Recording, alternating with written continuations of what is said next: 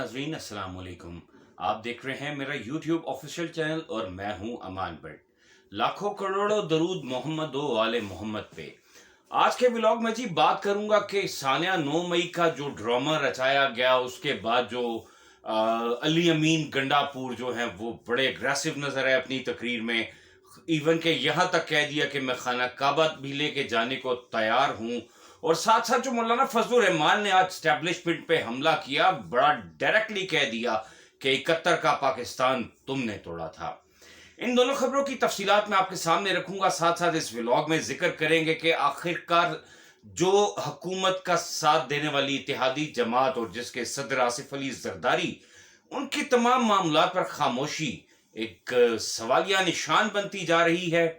Vlog के सिलसिले को आगे बढ़ाऊंगा उससे पहले आपसे गुजारिश है कि अगर अभी तक आपने चैनल को सब्सक्राइब नहीं किया, सब्सक्राइब कर लीजिएगा, बेल आइकन का बटन जरूर दबाइएगा और कमेंट बॉक्स में अपनी कीमती राय से जरूर आगाह कीजिएगा।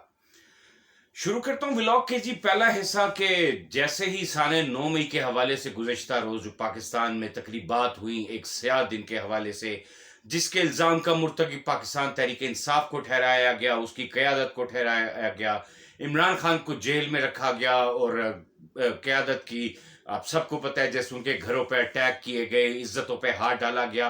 तो उसके बाद इसको एक स्याह दिन का नाम देकर जो कल 1 साल गुजर चुका है 9 मई को मनाया गया, उसके बाद जो है वो बयानात का सिलसिला पाकिस्तान तहरीक इंसाफ की जानिब से भी और साथ साथ मौलाना फजलुर रहमान की जानिब से भी आ गया।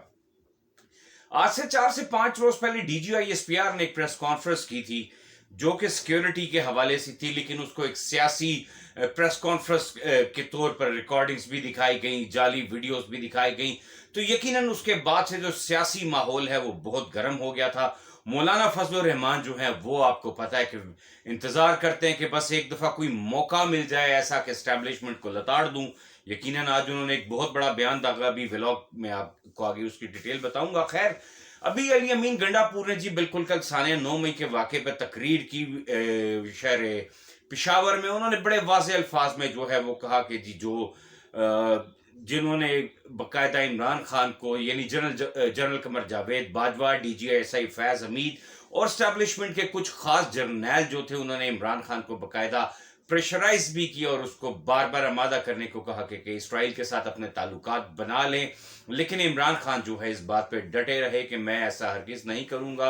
हमारे जो कायद हैं, कायद आज़म मोहम्मद अली जिन्ना, उनके असूलों पे मैं पाबंद हूं, उनके असूलों को मैं फॉलो करता हूं। जब उन्होंने ही नहीं किया तो मैं भी नहीं कर सकता। तो उसके बाद से जी बिल्कुल जब अली अमीन गंडापुर ने ये बयान दिया तो मीडिया पे हर तरफ हलचल मच गई। और साथ साथ अली अमीन गंडापुर ने बिल्कुल जनरल कमर जावेद बाजवा, जनरल फैज हमीद और वो लोग जिन्होंने अली अमीन गंडापुर के बिल वास्ता और बिला वास्ता और डायरेक्टली इमरान खान को इसराइल की हमायत के पैगामात पहुंचाए, उनको खाना काबा लेके जाने को तैयार हैं। अली अमीन गंडापुर ने अपने एक बयान में कहा कि जी मैं उन तमाम शख्सियात को अपने खर्चे पर खाना काबा लेके जाता हूं, वहां पे वो काबा बैतुल्ला शरीफ में हल्फ दें कि उन्होंने ये बात अगर नहीं की तो वाजे हो जाएगा। लेकिन एक बहुत मुकद्दस मुसलमानों की इबादत गाह है, किबला गाह है, खुदा का घर है, तो यकीनन हर एक के दिल में खौफ खुदा जरूर है। तो इस जो अली अमीन गंडापुर के बयान के बाद बड़ी ताकतवर शख्सियात हिल चुकी हैं। इस टाइम इस्लामाबाद में मेरे जराए से मुझे खबरें मालूम हो रही हैं कि इस्लामाबाद में इस टाइम एक बहुत बड़ी हलचल हो रही है और काफी बड़े नाम जो हैं उनका सूरज गुरूब होने वाला है। साथ साथ जिक्र करेंगे जी मौलाना फजलुर रहमान के आज के बयान के। मौलाना फजलुर रहमान ने सीधा डायरेक्टली एस्टैब्लिशमेंट को 71 की याद करा दी।